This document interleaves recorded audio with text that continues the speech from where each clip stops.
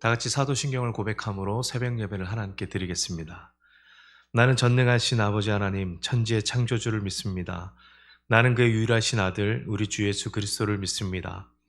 그는 성령으로 잉태되어 동정녀 마리에게서 나시고 본디오 빌라도에게 고난을 받아 십자가에 못 박혀 죽으시고 장사된 지 사흘 만에 죽은 자 가운데서 다시 살아나셨으며 하늘에 오르시어 전능하신 아버지 하나님 우편에 앉아 계시다가 거기로부터 살아있는 자와 죽은 자를 심판하러 오십니다. 나는 성령을 믿으며 거룩한 공교회와 성도의 교제와 죄를 용서받는 것과 몸의 부활과 영생을 믿습니다. 아멘. 찬송가 361장 함께 찬송 부릅니다. 찬송가 361장입니다. 기도하는 이 시간 주께 무릎 꿇고 우리 구세주 앞에 다 나아가네. 믿음으로 나가면 주가 보살피사 크신 은혜를 주네.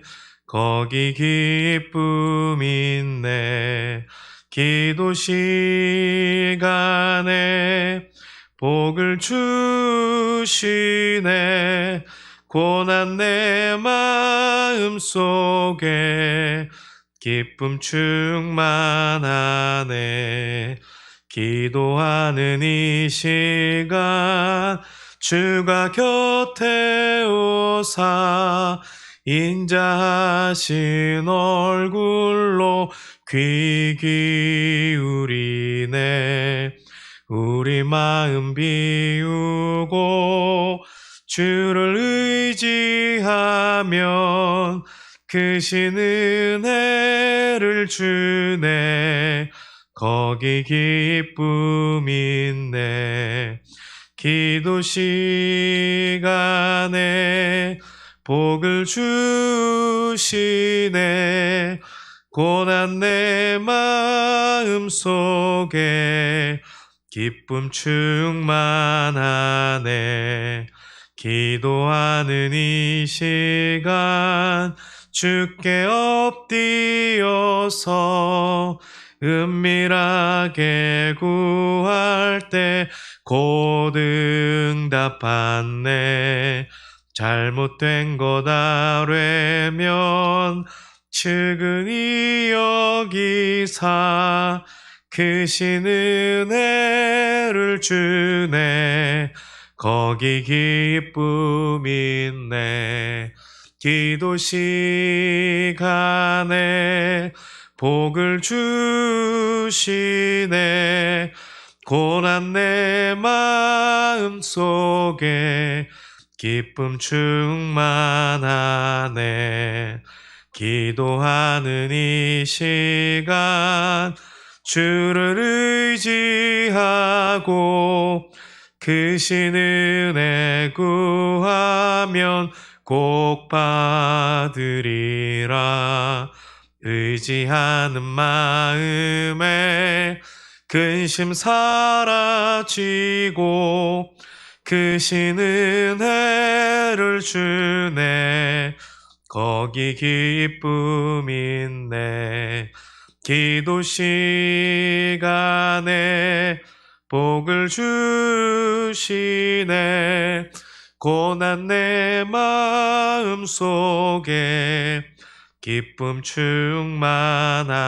충만하네. 오늘 우리가 함께 나눌 말씀은 마태복음 7장 1절에서 12절까지 말씀입니다. 마태복음 7장 1절에서 12절을 우리 함께 읽겠습니다. 비판을 받지 아니하려거든 비판하지 말라. 너희가 비판하는 그 비판으로 너희가 비판을 받을 것이요 너희가 헤아리는 그 헤아림으로 너희가 헤아림을 받을 것이니라. 어찌하여 형제의 눈 속에 있는 티는 보고 내 눈 속에 있는 들보는 깨닫지 못하느냐. 보라, 내 눈 속에 들보가 있는데 어찌하여 형제에게 말하기를 나로 내 눈 속에 있는 티를 빼게 하라 하겠느냐. 외식하는 자여, 먼저 내 눈 속에 들보를 빼어라. 그 후에야 밝히 보고 형제의 눈 속에서 티를 빼리라. 거룩한 것을 개에게 주지 말며 너희 진주를 돼지 앞에 던지지 말라. 그들이 그것을 발로 밟고 돌이켜 너희를 찢어 상하게 할까 염려하라. 구하라 그리하면 너희에게 주실 것이요 찾으라 그리하면 찾아낼 것이요 문을 두드리라 그리하면 너희에게 열릴 것이니 구하는 이마다 받을 것이요 찾는 이는 찾아낼 것이요 두드리는 이에게는 열릴 것이니라. 너희 중에 누가 아들이 떡을 달라 하는데 돌을 주며 생선을 달라 하는데 뱀을 줄 사람이 있겠느냐. 너희가 악한 자라도 좋은 것으로 자식에게 줄 알거든 하물며 하늘에 계신 너희 아버지께서 구하는 자에게 좋은 것으로 주시지 않겠느냐. 그러므로 무엇이든지 남에게 대접을 받고자 하는 대로 너희도 남을 대접하라. 이것이 율법이요 선지자니라. 아멘. 우리가 차를 구하거나 아니면 전자제품을 구하고 심지어 인터넷을 설치하고 나서 우리에게 오는 문자나 전화는 어떤 것이냐면 서비스가 어땠습니까? 라고 문자가 오죠. 아니면 전화가 옵니다. 아니면 설치 기사가 평점 좀 잘 주십시오 라고 하고 가는 경우도 있습니다. 대부분의 요즘 뭐 가전제품 설치 후든지 아니면 뭐 차를 구매하고 나든지 그 사람이 정말 그 일을 잘 했는가라고 그를 평가하는 시스템이 있습니다. 이것이 서비스 차원에서의 평가일 수도 있지만 어쩌면 이제 이 시대가 그런 평가의 시대로 접어든, 그러니까 무엇이든지 다 평가를, 학교에서도 교수들이 수업을 잘 가르쳤나 못 가르쳤나 라고 교수에 대한 평가도 학기 말에 꼭 합니다. 요즘 TV보다 유튜브를 굉장히 많이 보시는 분들이 많습니다. 정말 많은 영상이 올라오기 때문에 어떤 영상이 나한테 유익한지 아니면 그냥 시간만 때우고 보내기에 그냥 맞는 그런 킬링 타임으로 보는 영상인지 아마 다 차이가 있으실 것입니다. 자기에 필요한 영상을 구독과 알림을 해놓고 그 새로운 사람, 당사자가 영상을 올릴 때마다 들어가서 확인을 해서 보고 있습니다. 그렇기 때문에 사람들마다 같은 영상을 보고도 이 사람은 좋아요라고 누르기도 하고 저 사람은 싫어요라고 누르기도 합니다. 모든 영상에 모두 좋아요가 눌려지지 않습니다. 왜냐하면 뭐 이게 공산당이 아니기 때문에 민주주의에서는 충분히 그것이 가능합니다. 지금 제가 교회 유튜브 이 계정을 관리하고 있는데요. 뭐 설교나 이런 데 보면 좋아요, 싫어요를 누르시는 분들이 있습니다. 그래서 어떤 분들은 꾸준하게 좋아요를 누르는 분이 있고 어떤 분이 싫어요를 꾸준하게 누르는 분이 있더라고요. 네. 뭐 개인적인 평가이지만 이것이 혹시나 좋아요나 싫어요가 만성이 될까봐 걱정입니다. 설교를 듣지 않고 무조건 좋아요, 싫어요라고 누를 수도 있는 것이죠. 예. 개인 취향이라고도 볼 수 있지만 이런 두 마음이 극단적으로 가게 되면 결국 그것은 일방적으로 흐르게 된다는 것이죠. 무조건 좋든지 무조건 싫든지. 예. 그래서 올라오는 영상마다 싫어요, 좋아요를 그냥 내가 원하는 대로 그냥 정해놓은 대로 누른다는 것입니다. 우리가 유튜브를 보면서 이렇게 평가를 또 합니다. 그것은 자신이 가진 기준으로 평가하는 것이죠. 이러한 자신의 평가의 기준은 내가 보기에 좋다, 싫다 이것이죠. 지극히 주관적인 것입니다. 이걸 뭐라 할 수가 없는 것입니다. 충분히 개인의 의견이라고 생각할 수 있습니다. 그러나 이것을 아까도 말씀드렸지만 덮어놓고 좋다, 싫다를 누르는 것은 어쩌면 그것의 기준이 상실된 것은 아닌가라고 생각을 해봅니다. 오늘 본문인 마태복음 7장 1절에서 5절까지는 남을 판단하기 전에 자신 안에 있는 잘못을 들여다보라 말하고 있습니다. 오늘 예수님은 비판을 받지 아니하려거든 비판하지 말라 이렇게 말씀하고 있습니다. 너무도 비판에 익숙한데 그것을 하지 말라고 하신 이유가 무엇입니까? 예수님은 2절 말씀에서 너희가 비판하는 그 비판으로 너희가 비판을 받을 것이요 너희의 헤아림으로 헤아리는 그 헤아림으로 너희가 헤아림을 받을 것이니라 이렇게 말씀하고 있습니다. 예수님도 우리의 속을 꿰뚫어 보고 계십니다. 언제 어느 상황에 있든지 우리의 생각은 늘 공격적으로 남을 비판하는 성향이 있다는 것을 아셨습니다. 그런데 문제는 긍정과 칭찬의 비판이 아니라 부정적인 때로는 인신 공격적인 비판을 염두에 두고 계셨다는 것이죠. 오늘 1절에 나오는 이 비판이라는 단어는 세번역에서는 심판이라고 번역하고 있습니다. 동일한 본문이 나오는 누가복음에서는 비판에서 정죄라는 단어로 발전하는 것을 우리는 볼 수 있습니다. 다시 말하면 우리 안에 남을 비판할 때에 칭찬과 격려가 따르는 긍정의 비판보다는 판단과 정죄가 따르는 심판의 비판이 훨씬 더 많다는 것입니다. 그래서 교회 안에서도 옆 사람을 보면서 맨 먼저 마음에 나오는 생각이, 저분은 왜 저래? 저분은 왜 옷을 저렇게 입고 왔을까? 저분은 왜 저렇게 반응하지? 왜 오늘은 또 만났는데 애들 자랑만 안 해? 뭐 이런 얘기들을 우리는 속으로 생각합니다. 하나님을 바라보지 못하면 혼자 판단하고 혼자 정죄하고 이미 심판까지 다 해버린다는 사실을 우리는 기억해야 됩니다. 많은 비판은 결국 우리 안에 있는 즐거움을 빼앗아갑니다.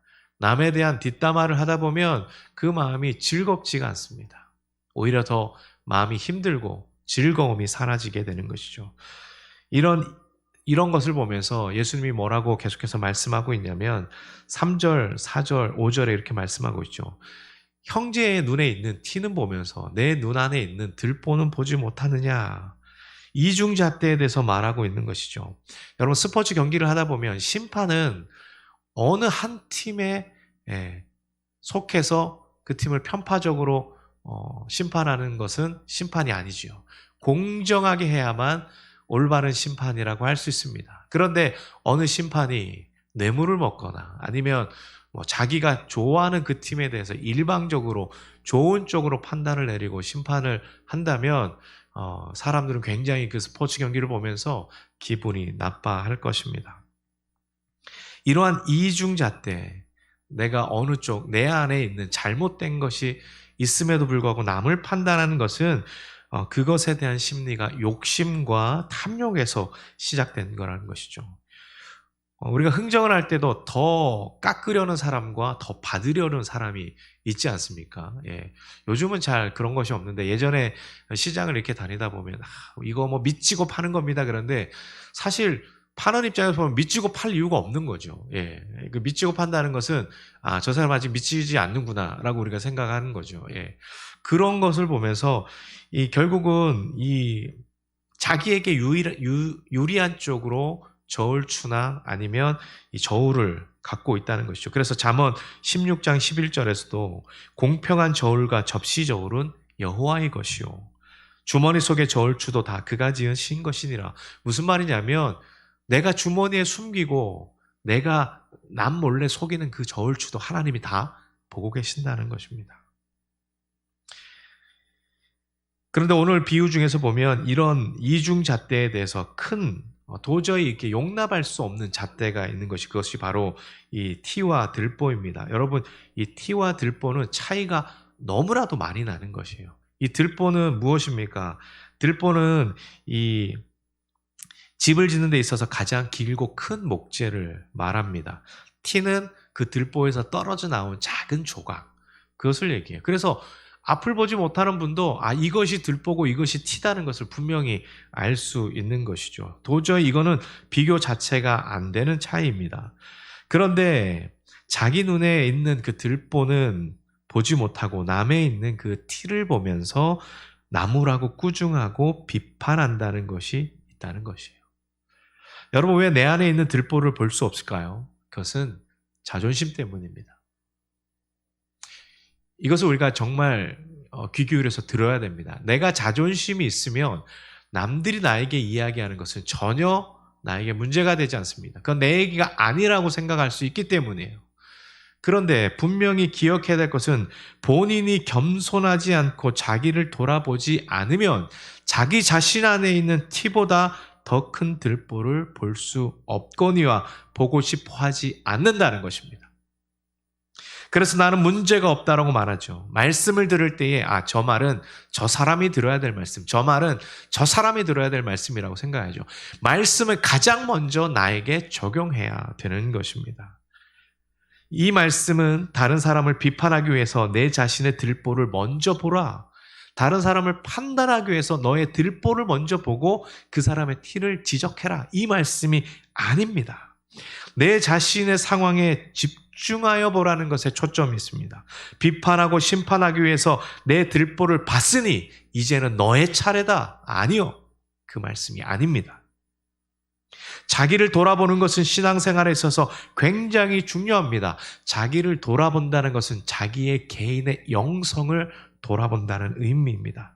자신을 돌아보지 아니하는 삶을 살면서 자신은 한없이 문제가 없다고 생각하고 남은 한없이 평가하는 그 비판을 오늘 주님을 꼬집어서 우리에게 말씀하고 있습니다.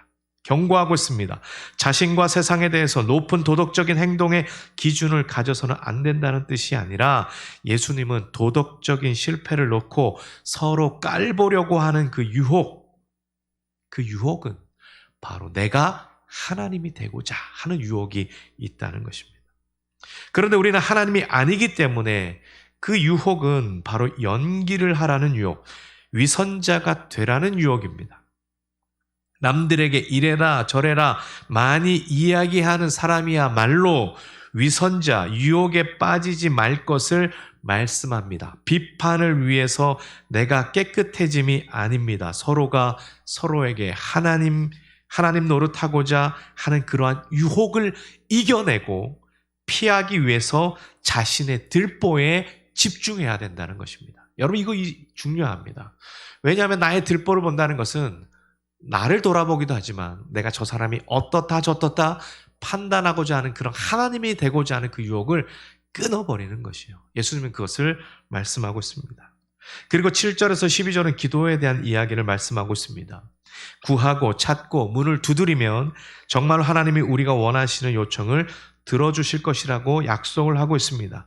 예수님께서 우리에게 가르쳐 주신 주기도문의 기도를 보면 하나님의 뜻이 이 땅에서도 이루어지기를 바라는 기도와 함께 우리가 지금 여기서 필요로 하는 것들을 위해서 기도하라 말씀하고 있습니다. 하나님께서는 좋은 것을 주시는 분이십니다. 요청하시는 자들에게 주십니다. 그러나 그 방법과 때와 시기는 하나님이 결정하신다는 것이죠. 내가 기도하면서 마치 맡겨놓은 것처럼 하나님 언제까지 이거 해결해 주셔야 됩니다. 언제까지 이거 해 주셔야 됩니다. 라고 요청하는 기도는 그것은 요구이지 기도가 아닙니다. 그럼 기도는 하나님과의 관계예요. 내가 얼마나 오랫동안 하나님과 친밀한 그 시간을 오랫동안 갖고 있느냐, 오랫동안 유지하고 있느냐, 그 시간이 결국 기도의 시간이라는 것입니다. 평소에 하나님과 기도하지 않고 하나님과 만나지 않는 사람이 당장 내가 급하니까 하나님 이거 빨리 들어주십시오. 하나님 이거 제가 이것을 막아야만 제 사업이 부도나지 않습니다. 하나님 이렇게 돼야만 우리 아들이 우리 자녀들이 좋은 데 취직하고 좋은 대학에 갈 수 있습니다. 아니요. 여러분 우리는 그것을 그렇게 기도 생활을 한다면 우리는 신앙을 잘못하고 있는 것이에요. 하나님과의 하루에 단 몇 분이라도 계속해서 친밀한 관계를 가지는 것, 그것이 하나님의 기도에 응답받는 가장 첫 번째 방법이라는 것입니다. 9절에서 11절은 떡과 생선에 대해서 이야기하지만, 그죠? 생선을 달라고 하면 돌을 주는 자가 누가 있고, 생선을 달라고 하면 뱀을 줄 사람이 어디 있느냐? 너희 부모는 그런 사람이 아니다. 떡과 생선에 대해서 말하고 있지만 보다 더 우리가 깊이 봐야 될 것은 자식과 부모의 관계예요. 이것을 확대하면 성도와 하나님과의 관계예요. 그 깊이 있는 관계. 그 관계가 이어지면 하나님은 우리의 필요한 것 이상을 채워주신다는 것입니다. 그리고 그분이 우리를 가장 잘 아시기 때문에 그분의 때에 응답하실 것이라는 것입니다. 여러분 기도의 응답에는 4가지가 있습니다. Yes와 No, 그 다음에 기도의 제목을 바꿔야 되는 Change와 우리가 기다려야 되는 Waiting이 있습니다. 여러분 이 4가지가 다 기도의 응답입니다. Yes만 기도의 응답이 아니라 Yes, No, Change, Waiting 하는 것이 하나님의 기도의 응답입니다. 우리의 시간이 우리의 방법과 뜻대로 이루어지는 것이 아니라 하나님의 뜻대로 이루어지기를 원합니다. 그 모든 것을 하나님께 드려야 됩니다. 12절의 말씀은 마태복음 5장 17절에서 12절에서 시작된 메시지를 요약하고 있는 것이죠. 12절은 성경의 모든 율례를 한마디로 요약한 것으로 신학적으로 이것은 황금률이라고 말합니다. 무엇이든지 남에게 대접을 받고자 하는 대로 너희도 남을 대접하라. 이 말씀은 예수께서 교회와 성도들에게 주신 대인관계에 있어서의 행동 지침이고 원리입니다. 그러나 이 말씀은 단순한 대인관계의 교훈으로서의 말씀이 아니라 문맥을 보면 영적인 차원의 사랑을 말씀하시는 것을 우리는 볼 수 있습니다. 하나님이 너희 아버지시다. 그러므로 너희가 구하고 찾고 두드리고 원하기만 하면 모든 것을 주실 것이다 말씀하고 있습니다. 그리고 너희들은 하나님께서 너희에게 좋은 것을 베푸신 것과 같이 너희의 이웃에게도 사랑을 베풀며 살라는 교훈의 말씀을 우리에게 주고 있습니다. 오늘 비판하는 것과 기도하는 것에 대한 말씀을 나누면서 우리가 깊이 생각해 봐야 될 것의 초점은 바로 형제 사랑입니다. 이웃 사랑입니다. 나를 먼저 돌아봄으로써 자신의 연약함을 통해 남을 사랑하고 품을 수 있는 그 마음과 또 베풀고 나눠주는 삶을 통해 예수님께서 바라시던 하나님 나라를 이뤄갈 수 있는 동력이 우리 모든 성도님들의 삶 가운데 가득하시기를 간절히 소망합니다. 기도하겠습니다. 하나님 아버지 감사합니다. 우리는 남을 판단하고 비판하고 정죄하는 마음들이 우리 마음 한가득에 있었음을 정직하게 고백하고 회개합니다. 하나님, 남을 판단하기 위해서 나는 의로운 사람이라고 스스로 생각했던 우리의 잘못된 생각도 이 시간 고백합니다. 하나님, 나를 먼저 돌아보아 내 눈 안에 있는 들보를 깨닫고 그것을 통해서 형제들을 더 사랑하고 품을 수 있는 귀한 은혜가 있게 하여 주옵소서. 하나님, 하나님과의 그 관계를 통해서 우리가 기도하는 모든 기도의 제목들마다 하나님의 응답을 들을 수 있도록 하나님 도와여 주옵소서. 그러나 하나님, 그것이 우리의 뜻과 우리의 시간이 아니라 하나님께서 일하시는 시간 가운데 이루어지기를 간절히 소망합니다. 하나님과의 그 만남, 하나님과의 관계를 우리가 잃어버리지 않게 하여 주시고 놓지 않게 하여 주시고 매일매일 하나님과의 그 만남 속에 하나님을 기뻐하며 하나님과 교제하며 하나님의 뜻을 발견해 나가는 저희 모두가 되도록 인도하여 주옵소서.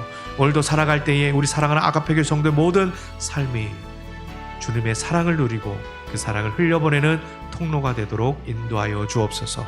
감사하며 예수님의 이름으로 기도드립니다. 아멘. 이 시간 가지고 나온 제목들로 함께 기도하며 주님 앞에 나가시겠습니다. 기도하겠습니다.